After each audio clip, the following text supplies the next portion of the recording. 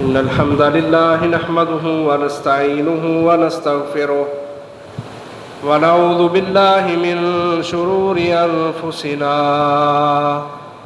ومن سيئات أعمالنا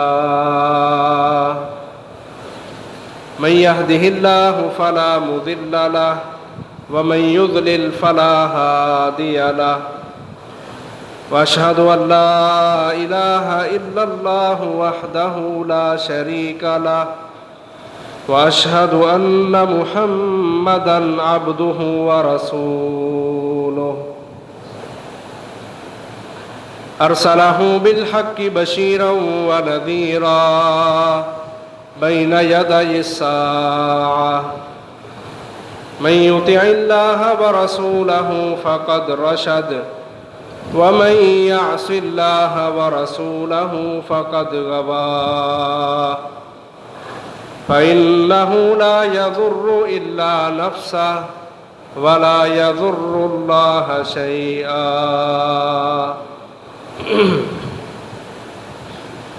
نسأل الله ربنا تبارك وتعالى أن يجعلنا ممن يطيعه ويطيع رسوله ويتبع رضوانه ويجتنب سخطه فإنما نحن به وله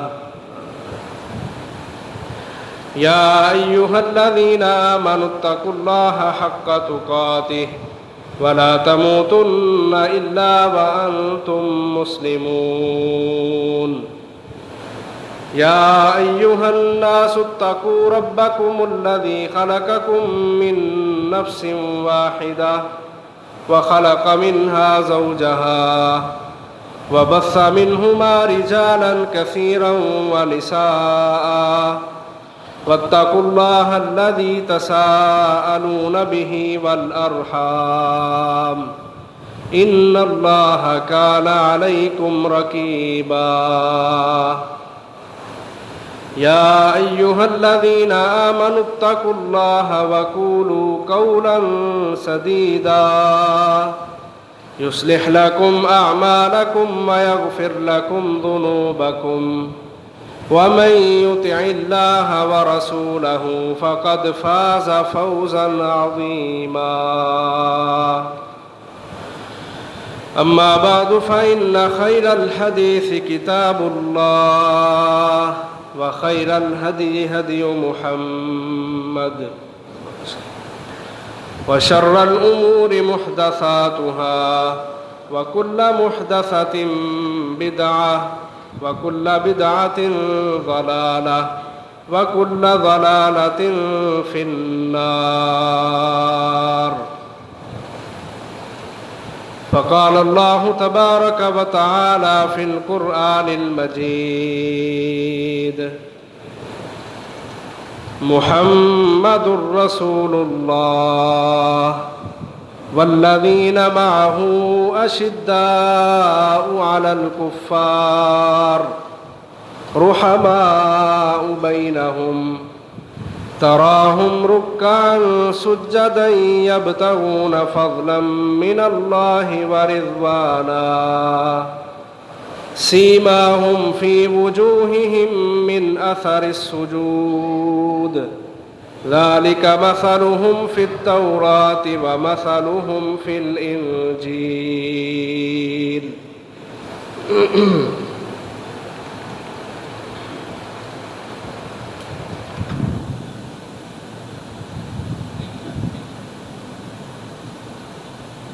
دین اسلام ساری کی ساری انسانیت کے لیے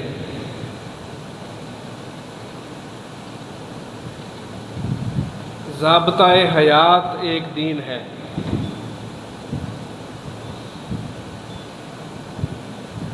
اس دین میں اللہ تعالیٰ نے ہر چیز کے متعلق، ہر ایسے مسئلے کے متعلق جو انسان کو درپیش ہے،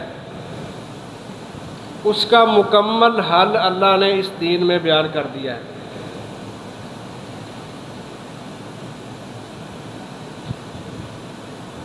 اور وہ انسان جو کلمہ پڑھ لیتا ہے، مسلمان ہو جاتا ہے، اس کی عظمت کو اور اس کی عزت کو بھی اللہ تبارک و تعالیٰ نے قرآن میں اور ہمارے نبی محمد صلی اللہ علیہ وسلم نے احادیث میں بیان فرمایا ہے۔ فرمایا مسلمان مسلمان کا بھائی ہے۔ اللہ تعالیٰ نے بھی فرمایا انما المؤمنون اخوہ، اور سورۃ حجرات کے اندر اللہ تعالیٰ نے مکمل معاشرتی حوالے سے جو ایک کریکٹر ہونا چاہیے ایک مسلمان کا، اس کو مکمل بیان کیا ہے۔ میں اشارے سے بات کروں گا۔ اللہ تعالیٰ کہتے ہیں جب یہ تمہارے بھائی ہیں تو پھر ان کی غیبت نہ کرو، ان کی چغلی نہ کرو، ان کی توہین نہ کرو، ان کی جاسوسی نہ کرو، ان کے اوپر ظلم نہ کرو، حتیٰ کہ آپس میں کسی سے ناراض بھی نہ ہو۔ اور یہاں تک فرما دیا جس بندے نے اپنے کسی مسلمان بھائی کی طرف اسلحہ سیدھا کیا نا، یا لوہے کی کوئی بھی چیز اس کی طرف اشارہ بھی کیا، فرمایا فلیس منا، میں محمد کا اس کے ساتھ تعلق نہیں ہے صلی اللہ علیہ وسلم۔ اس قدر عزت دی شریعت نے ایک عام مسلمان کو کہ اس سے لڑائی نہیں کرنی، اس کی غیبت چغلی نہیں کرنی، اس کو نقصان نہیں ہونے دینا، اس کی ٹو میں نہیں لگے رہنا، اس کی جاسوسی نہیں کرنی، اس کی طرف تم نے کوئی لوہے کی چیز بھی نہیں اٹھانی۔ اس حد تک شریعت اسلامیہ نے ایک عام مسلمان کی عزت کا دفاع کیا ہے، اس کی عزت کو بڑھا دیا ہے۔ اور آج کوئی انسان ان ہستیوں کی توہین کرے کہ جن کو اللہ تبارک و تعالیٰ نے اپنے نبی کے لیے چنا ہے۔ ہمارا معاشرہ، ہمارے لوگ، ہمارے علماء عجیب روش کی طرف چل پڑے، عجیب و غریب ماحول بنا دیا دنیا کا۔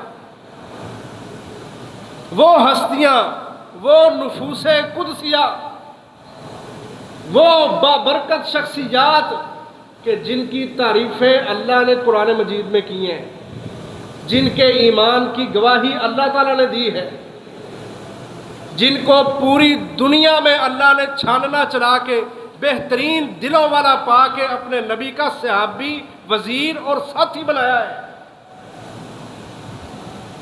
ان کے خلاف بدزبانی کرنا اور گستاخی کرنا کتنا بڑا گناہ ہو سکتا ہے، جبکہ شریعت اسلامیہ ایک عام بندے کی توہین کو برداشت نہیں کرتی۔ عام مسلمان جو صرف کلمہ پڑھنے والا ہے، اس کی بھی توہین نہیں کرنی۔ اور وہ ہستیاں جن کو اللہ نے منتخب کیا ہے، ان کی توہین کرنا یا ان کی گستاخی کرنا یہ کوئی چھوٹا عمل ہے؟ عزیز بھائیوں، بہت بڑا جرم ہے یہ۔ اور صحابہ کرام کی جو شان ہے، اللہ اکبر، آپ قرآن مجید پڑھ کے دیکھیں، ہر پارے کے اندر، میں کہتا ہوں ہر صفحے کے اوپر آپ کو محمد الرسول اللہ صلی اللہ علیہ وسلم کے ساتھیوں کی تعریفیں ملیں گی۔ اور کون تعریفیں کر رہا ہے؟ اللہ تبارک و تعالیٰ خود تعریفیں کر رہا ہے۔ فرمایا محمد الرسول اللہ صلی اللہ علیہ وسلم، فرمایا محمد اللہ کے رسول ہیں۔ والذین معہ، اور وہ لوگ جو اس محمد کے ساتھی ہیں، ان کی صفات کیا ہے؟ آؤ مجھ رب سے سنو۔ کوئی دنیا کا بندہ نہیں، کوئی ڈگریوں والا نہیں، کیونکہ ہمارے سامنے یہ لوگ معیار بنے ہوئے ہیں۔ وہ تعریفیں کر رہا جو ساری دنیا کا خالق ہے، احکام الحاکمین۔ وہ اپنی کتاب پاک کلام میں کہ جس کا سٹیٹس یہ ہے لا ریب فیہ، کہ اس میں کوئی شک نہیں ہے، کوئی شبہ نہیں ہے، وہ اللہ محمد صلی اللہ علیہ وسلم کے ساتھیوں کی خود قرآن مجید میں تعریفیں فرما رہا ہے۔ اشداء علی الکفار، کہ میرے نبی کے جو ساتھی ہیں نا، وہ کافروں پر سخت دل ہیں، ان کے غصے، ان کی سختیاں وہ کفار کے خلاف ہیں۔ رحماء بینہم، اور آپس میں بڑے نرم دل ہیں، محبتیں کرنے والے، پیار کرنے والے، ایک دوسرے کے ساتھ حسن سلوک رکھنے والے۔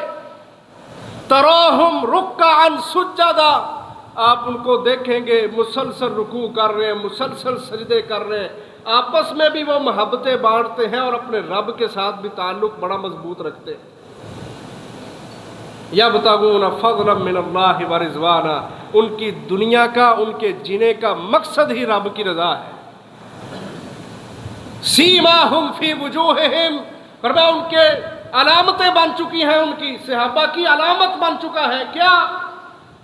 کثرت کے ساتھ سجدے کرنا، کثرت کے ساتھ عبادتیں کرنا، ہر قسم کی عبادت میں صحابہ کرام آگے آگے ہوتے تھے۔ فرمایا ان کی نشانی یہ ہے کہ وہ عبادتوں کے اندر سب سے آگے ہوتے ہیں۔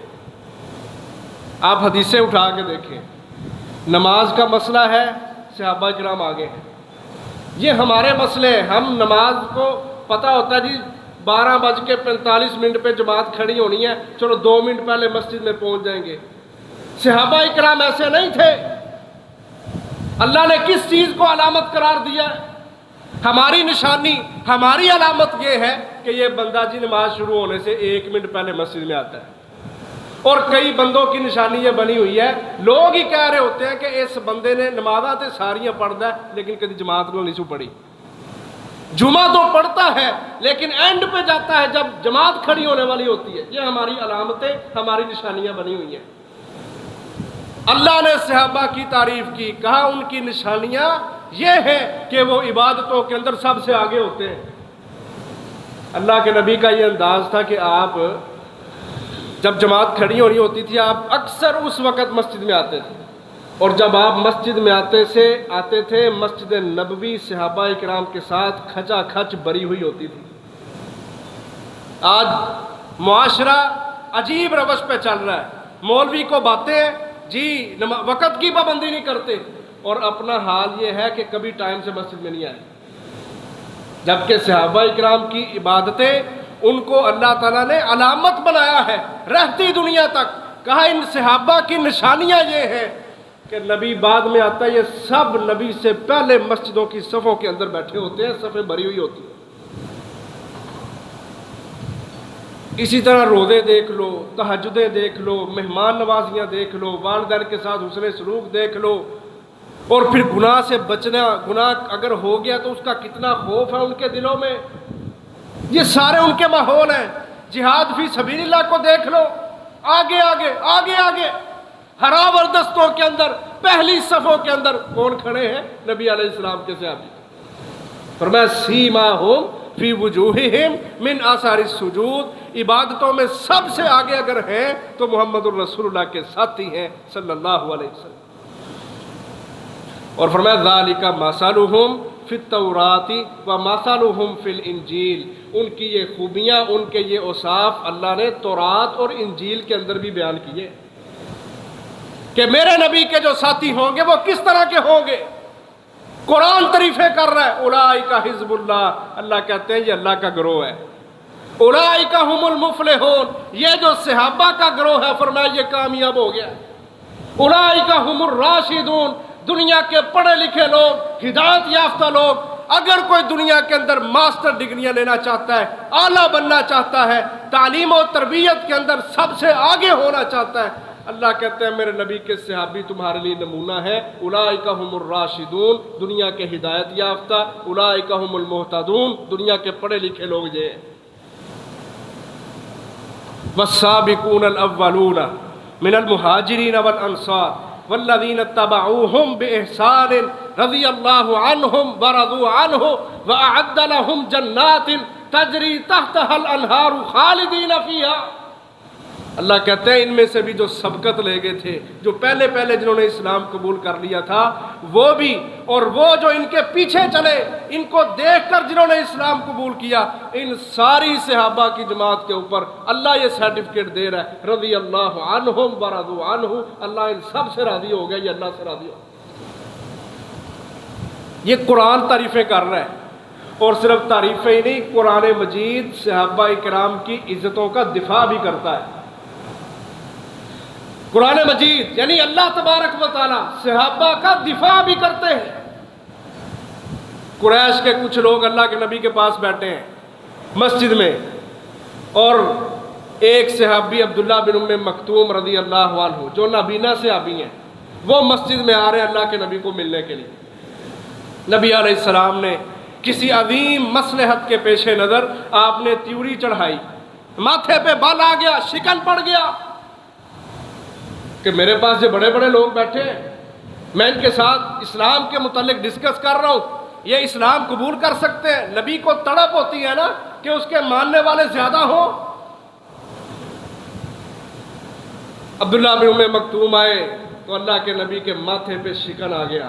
اللہ تعالیٰ کو یہ چیز بھی گوارا نہیں ہوئی۔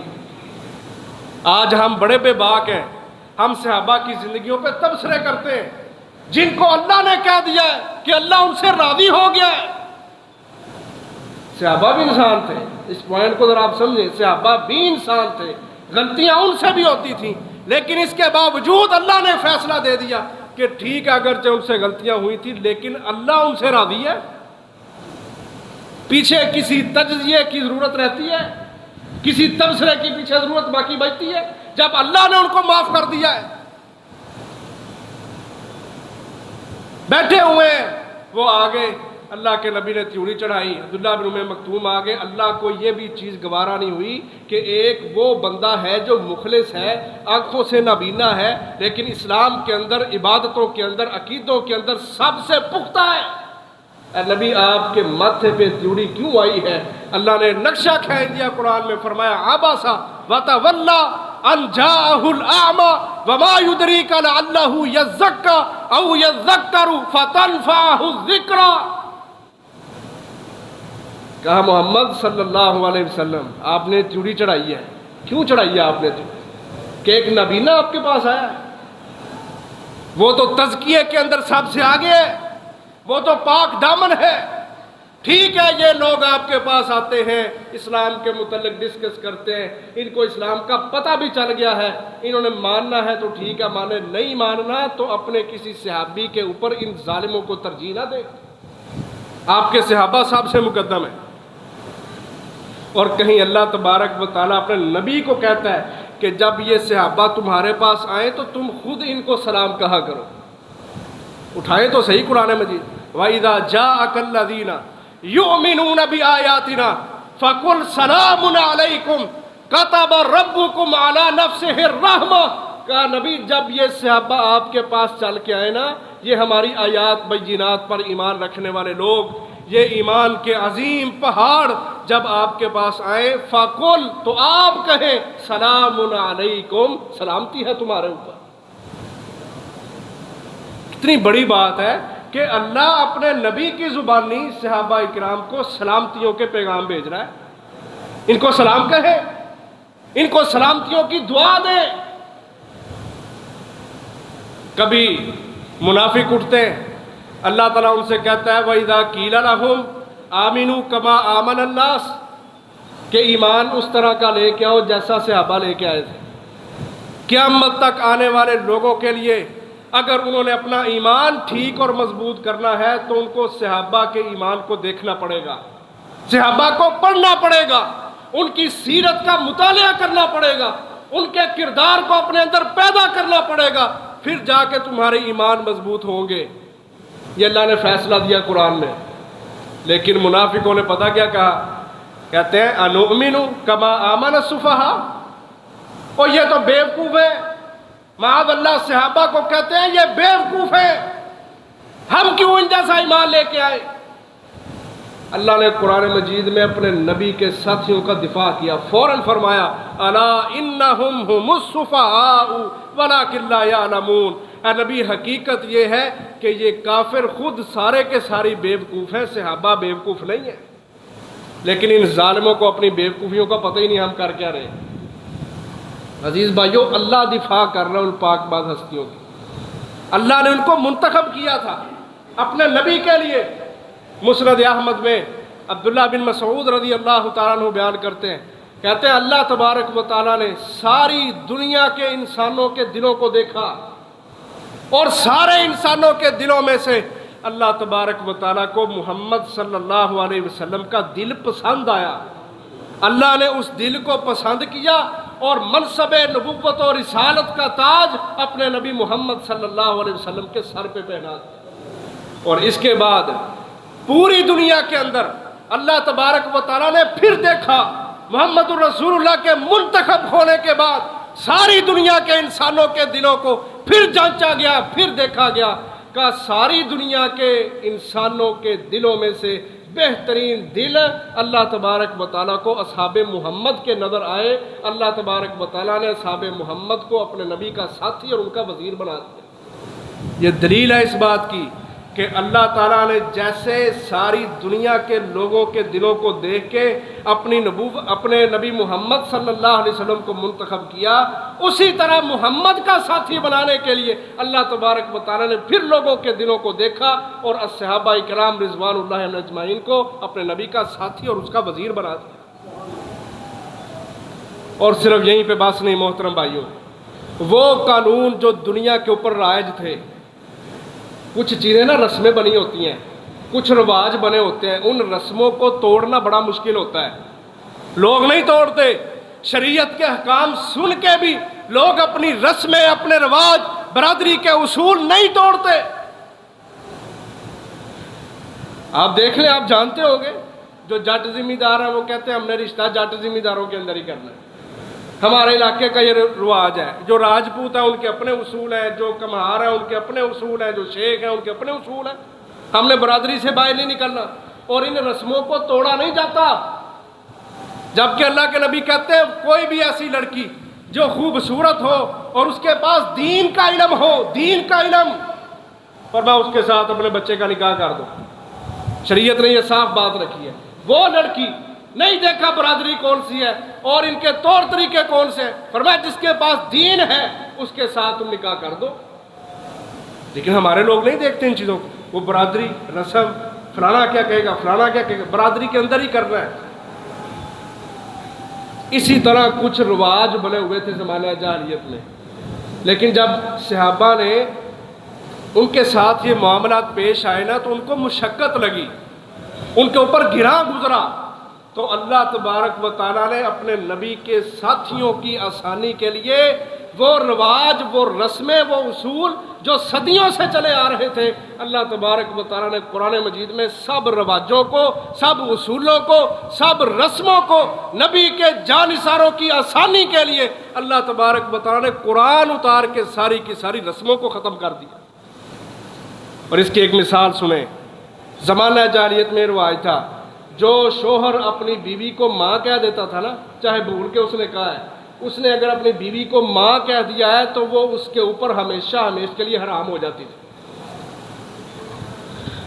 بات سمجھ آ رہی ہے؟ یہ زمانہ جاہلیت کا ایک اصول تھا. وہ خاوند جس نے اپنی بیوی کو ماں کہہ دیا ہے، اصول یہ تھا کہ اب یہ ساری زندگی اس کے اوپر حرام ہے، یہ اس کے پاس جا ہی نہیں سکتا. ایک صحابی حضرت اوس بن صامت رضی اللہ عنہ، بڑھاپا چھایا ہوا ہے، بڑھاپے کی حالت ہے. ایک دن اپنی بیوی خولہ بنت ثعلبہ، ان کے ساتھ کوئی معاملہ پیش آ گیا، کچھ چپکلش گھر میں ہو جاتی ہے، تو اپنی بیوی کو بڑھاپے کی حالت میں ماں کہہ دیا. جب یہ مسئلہ بنا، اب پریشان ہو گئے بعد میں کہ یہ کیا بنا ہے، بڑھاپا چھایا ہوا ہے اور یہ رسم ہے، یہ رواج ہے، جس نے ماں کہہ دیا وہ حرام ہے. اب حضرت خولہ اٹھی گھر سے، نبی علیہ السلام کے پاس آئی ہیں، کہتی ہیں اللہ کے نبی میرے خاوند بوڑھے ہو چکے ہیں اور اس حالت میں، اس عمر میں آ کے اس نے مجھے ماں کہہ دیا ہے. رسم یہ کہتی ہے، رواج یہ کہتا ہے کہ اب یہ حرام ہے.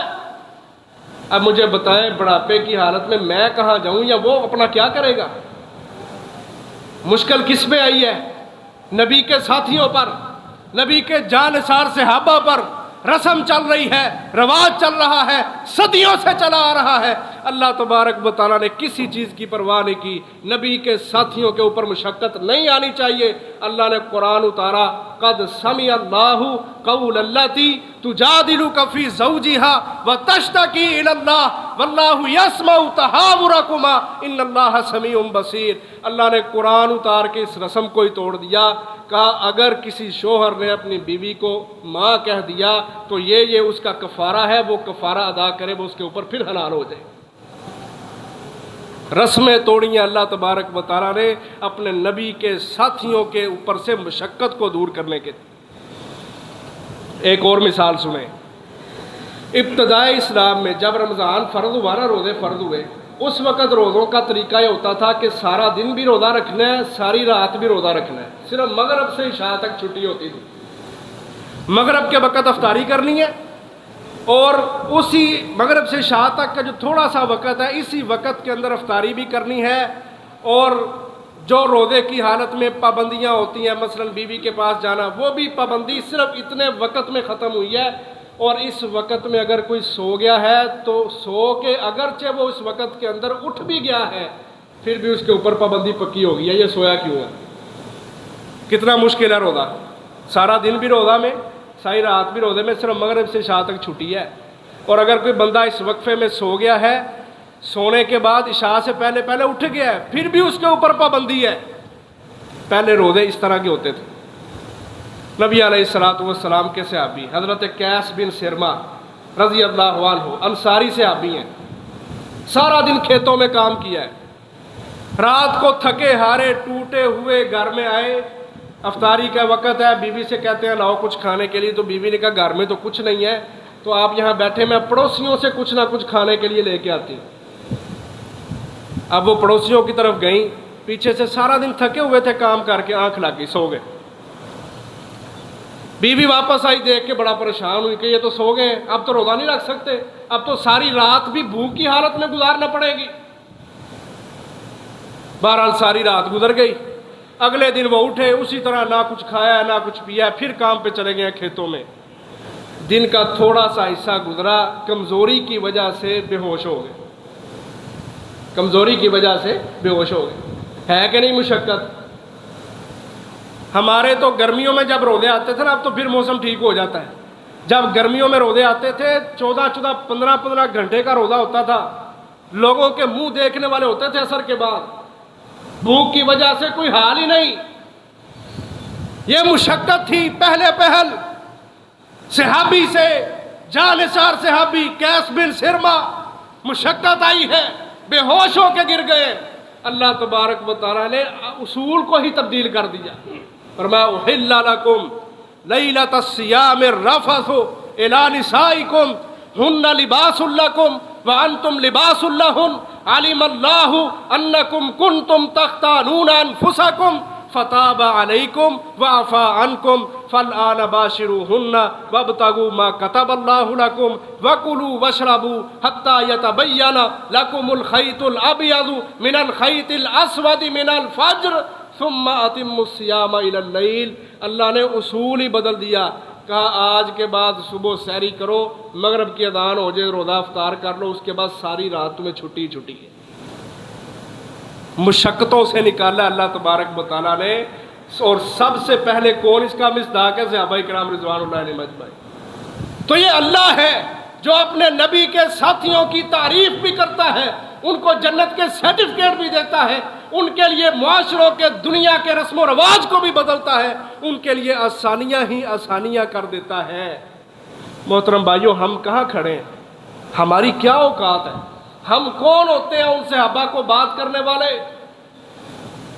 नबी अलैहिस्सलातु वस्सलाम फरमाते हैं, फरमाया ला तसुब्बु असहाबी, ओ मेरी उम्मत के लोगों, मेरे सहाबा को बुरा भला कहना, उनके ऊपर तजज़िये ना करना, उनके ऊपर तारीख की जाली मौजू मन गर्त रिवायात ना थोपना।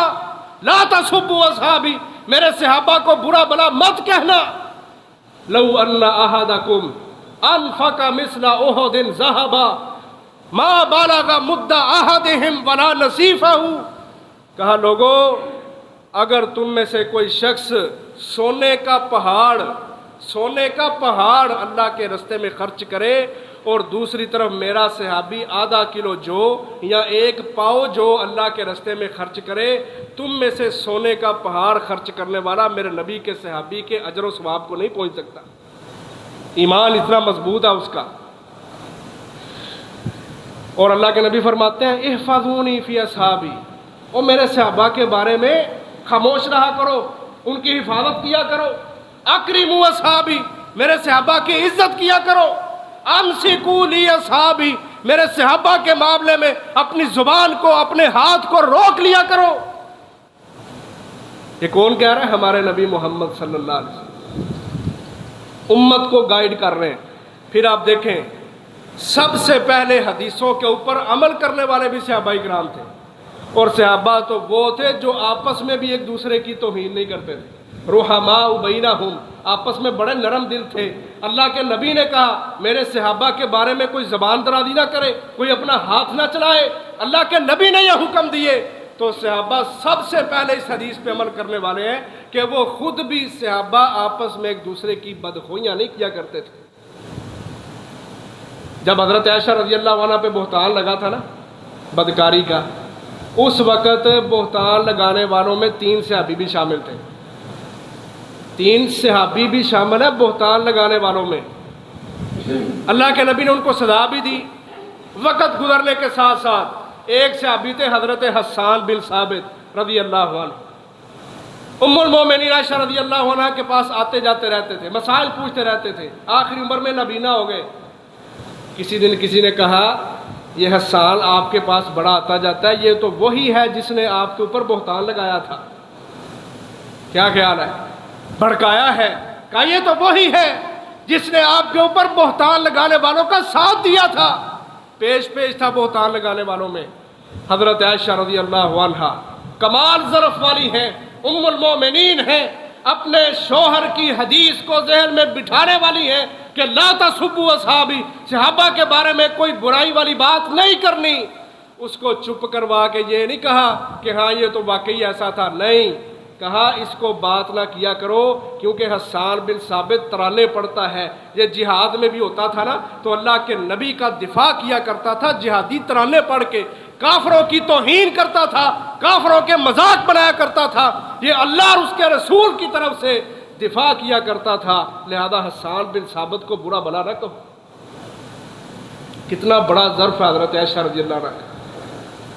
اور صرف یہی چیز نہیں ہے، صحابہ کرام واقعاتاً ایسے تھے جب ان کے سامنے بھی کسی کی بات ہوتی تھی تو منہ توڑ دیا کرتے تھے، غیبتوں چغلیوں کا حصہ نہیں بنا کرتے تھے.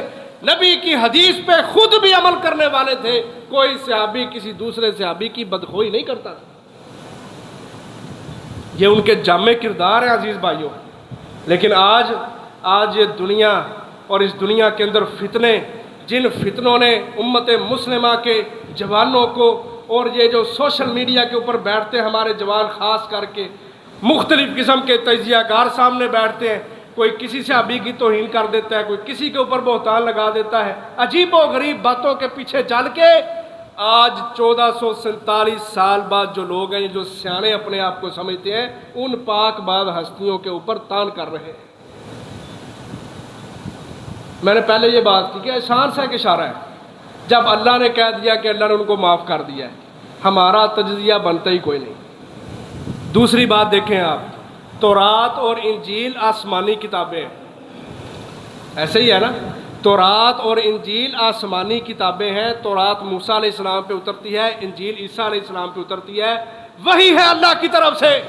لیکن نبی علیہ السلام فرماتے ہیں لا تصدقوہم ولا تکذبوہم. تورات انجیل کی اگر کوئی بات تمہارے سامنے آ جائے، نہ اس بات کی تصدیق کرنی ہے نہ اس کی تکذیب کرنی ہے. کچھ نہیں کہنا، خاموش رہنا، حالانکہ وہ وہی ہے. اور جو تاریخ ہے یہ کون سے آسمان سے اتری ہے؟ سوال ہے آپ سے. جو تاریخ ہے، آج جتنے علماء تبصرہ کرتے ہیں صحابہ کی عظمت پر، صحابہ کی شان پر، وہ تاریخ کے حوالے پیش کر رہے ہیں. فلاں امام نے یہ کہا، فلاں نے یہ کہا، فلاں امام نے یہ کہا، تاریخ کے حوالے. اور اللہ کے نبی کہتے ہیں تورات و انجیل بھی آ جائے، اس کی بات کی بھی نہ تصدیق کرنا ہے نہ تکذیب کرنا ہے، خاموش رہنا ہے. تاریخ کون سے آسمان سے آئی ہے اور کیا سٹیٹس ہے تاریخ کے پاس کہ وہ بڑی شان والی ہے، جو آج کا عالم اس تاریخ کو بہانہ بنا کے صحابہ کے اوپر تان اندازیاں کرتا ہے. رک جاؤ، اللہ کے نبی نے کہا ہے امسکوا الی اصحابی، میرے صحابہ کا جب تذکرہ ہے نا خاموش ہو جائے کرو، ان کی شان کو سنا کرو، ان کے کردار کو پرکھا کرو، ان کے دلوں کو اللہ نے جھانکا ہے۔ اولئک کتب فی قلوبہم الایمان وزینہ فی قلوبکم، اللہ نے صحابہ کے دلوں کے اندر ایمان کو مزین کیا ہے، وہ ہر کام کے اندر ان کو اسلام نظر آتا تھا، غلبہ اسلام نظر آتا تھا کہ ہمیں کوئی ایسا عمل مل جائے جس سے اسلام کی شان و شوکت بڑھ جائے، وہ عمل ان کو خوبصورت لگتے تھے اور صحابہ اس کے اوپر عمل کیا کرتے تھے۔ ہم دنیا دار لوگ ہیں نا، ہمارے دلوں کے اوپر بھی نا پردے آ جاتے ہیں۔ اللہ نے فرمایا قرآن میں زُيِّنَ لِلنَّاسِ حُبُّ الشَّهَوَاتِ من النساء والبنين والقناطير المقنطرة من الذهب والفضة والخيل المسومة والأنعام والحرث، اللہ کہتے ہیں دنیا دارو، تمہارے دلوں کے اندر عورتوں کی، بیٹوں کی، گاڑیوں کی، فارچونروں کی، آئی فون موبائلوں کی محبت مزین کر دی گئی ہے تمہارے دلوں کے اوپر، دنیا داروں کو اللہ نے کہا ہے۔ اب جس کے دل کے اوپر یہ چیز خوبصورت بنا کے لکھ دی گئی ہے کہ یار دنیا کی تو کیا بات ہے، فلانی گاڑی تو بڑی اچھی ہے، فلانا موبائل تو بڑا اچھا ہے، وہ ہر طرح سے کوشش کرے گا اپنی خواہش کو پورا کرنے کے لیے، ادھار اٹھائے گا، قرضے اٹھائے گا، صرف دنیا کی حقیر سی خواہش کو پورا کرنے کے لیے۔ لیکن صحابہ اکرام وہ ہیں کہ جن کے دلوں پہ اللہ نے دنیا نہیں بلکہ ایمان کو لکھا ہے، وَزَيَّنَهُ فِي قُلُوبِكُمْ۔ اس لیے صحابہ اکرام کی یہ شان ہے، ان کا کوئی بھی عمل ایسا نہیں ہوتا تھا جو دائرہ اسلام سے باہر ہو، ہر کام میں وہ اپنے نبی محمد صلی اللہ علیہ وسلم کے مطیع اور فرما بردار اور عبادتوں کے جذبے، قربانیوں کے جذبے اپنے اندر رکھنے والے تھے۔ وجہ یہ تھی کہ دلوں کے اوپر ایمان مزین تھا، ایمان خوبصورت لگتا تھا۔ اور جو گستاخیاں کرتے ہیں ان کو اللہ سے ڈر جانا چاہیے، اور نبی کے صحابہ کی جو سیرت ہے اس کے اوپر چلنا چاہیے، یہ ہمارے ایمان کا حصہ ہے۔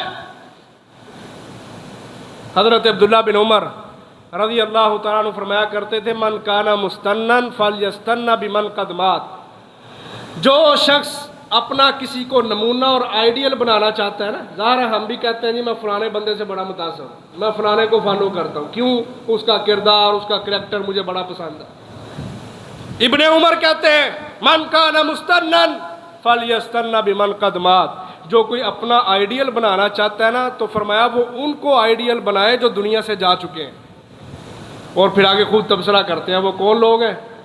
کہتے ہیں اولئک اصحاب محمد کانوا خیر الامہ وابرھا قلوبا واعمقھا علما واقلھا تکلفا اختارهم اللہ لصحبت نبیہ ونقل دینہ فتشبہوا باخلاقہم وطرائقہم فہم اصحاب محمد صلی اللہ علیہ وسلم کانوا علی الہدی المستقیم۔ عبداللہ بن عمر کہتے ہیں جو بندہ اپنا آئیڈیل کسی کو بنانا چاہتا ہے وہ صحابہ اکرام کو اپنا آئیڈیل بنائے، کیونکہ ان کے دل بڑے پاکیزہ تھے، علم کے اندر ان کے اندر بڑی گہرائی اور بڑی وسعت تھی، علم میں بڑا رسوخ تھا، اور ان کے اندر تکلف نہیں تھا، وہ دنیا کے بندے نہیں تھے، پروٹوکول نہیں مانگتے تھے، تکلف بہت کم تھا ان کے اندر، اور وہ نبی علیہ السلام کے صحابی ہیں، ان کو اللہ نے چنا تھا اپنے نبی کے لیے، دین کو آگے ڈیلیور کرنے کے لیے۔ فتشبہوا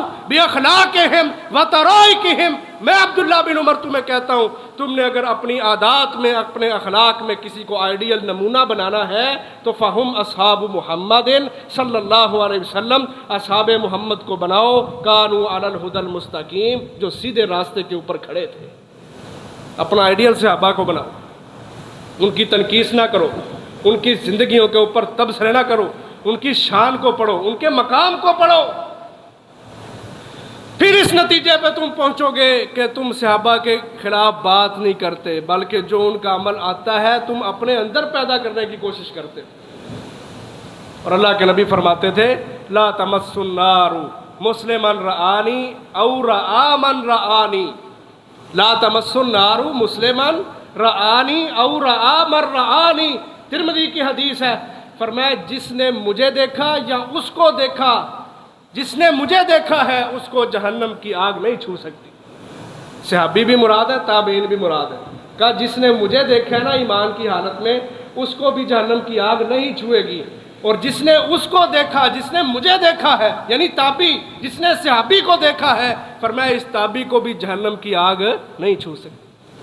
خیر القرون قرنی ثم الذین یلونہم ثم الذین یلونہم، اللہ کے نبی نے 3 زمانوں کو بہترین زمانہ قرار دیا ہے، فرمایا سب سے بہترین زمانہ میرا زمانہ ہے، میرے بعد سب سے بہترین زمانہ میرے ساتھیوں کا، صحابہ کا زمانہ ہے، اور ان کے بعد ان کے ساتھیوں کا، تابعین کا زمانہ۔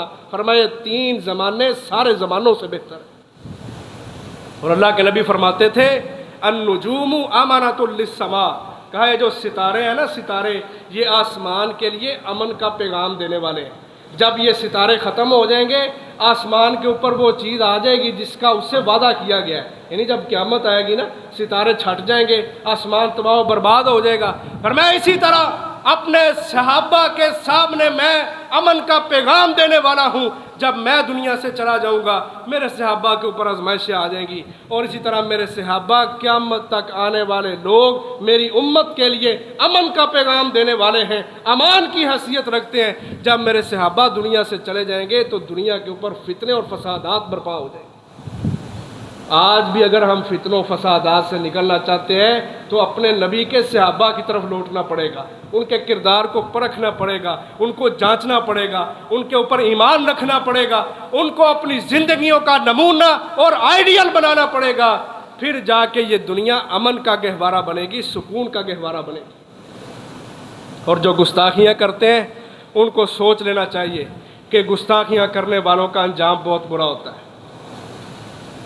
ایک واقعہ سنا کے بعد ختم کرتا ہوں۔ حضرت سعید بن زید رضی اللہ تعالیٰ عنہ، ایک عورت نے حضرت سعید بن زید پہ تہمت لگا دی، صحابی رسول ہے، تہمت لگا دی۔ تہمت کیا لگائی ہے کہ اس نے میری زمین کے اوپر ناجائز قبضہ کر لیا ہے۔ مروان بن حکم کا دور ہے، صحابی رسول کو بلایا گیا ہے، سعید بن زید کو پوچھا گیا کیا آپ نے ایسا کیا ہے؟ تو صحابی رسول کہتے ہیں میں اپنے نبی محمد صلی اللہ علیہ وسلم کی حدیث کو جانتا ہوں، وہ کیا ہے؟ من اخذ شبرا من الارض ظلما فانه یطوقه یوم القیامت من 7 ارضین۔ کہا میں اپنے نبی کی حدیث کو جانتا ہوں، اللہ کے نبی نے فرمایا تھا جس نے ایک بالشت بھی ناجائز قبضہ کیا کسی کی زمین پر، قیامت والے دن وہ اس حال میں آئے گا کہ 7 زمینوں کا توق پہنا کے اس کے گلے میں ڈال دیا جائے گا۔ میں اپنے نبی کی حدیث کو جانتا ہوں، میں کون ہوتا ہوں قبضہ کرنے والا؟ مروان بن حکم نے باعزت بری کر دیا، کہا جاؤ۔ اب ظلم جب حد سے بڑھ جاتا ہے نا، پھر بد دعا بھی کی جا سکتی ہے۔ تو سعید بن زید رضی اللہ عنہ اس عورت کے لیے بد دعا کی، اللہم ان کانت کاذبۃ، اللہم ان کانت کاذبۃ فاعمی بصرها واجعل قبرها فی دارها۔ صحیح مسلم کی حدیث ہے، کہتے ہیں اللہ یہ عورت جھوٹ بول رہی تھی، اس کی آنکھوں کو اندھا کر دے اور اس کی قبر اس کے گھر کے اندر ہی بنا دے۔ یہ بات دعا کی ہے، کتابوں میں لکھا ہوا ہے۔ وہ عورت جس نے گستاخی کی تھی، گستاخی کرنے والی عورت، ایک وقت آیا کہ وہ نابینا ہو گئی، اور اس کے گھر کے اندر ہی ایک کنواں بنا ہوا تھا جس سے وہ پانی نکالا کرتی تھی، اس کو نظر نہیں آتا تھا، نابینا ہو گئی تو اپنے ہی گھر میں اس کنویں کے اندر گر گئی، کوئی اس کو کنویں سے باہر نکالنے والا نہیں تھا۔ صحابی رسول کی بد دعا اللہ نے پوری کر دی، آنکھوں سے اندھا بھی کر دیا اور گھر کے اندر غوطے دے کے ڈبو کے مار بھی دیا۔ اس لیے محترم بھائیوں، ہمیں سوشل میڈیا سے متاثر نہیں ہونا۔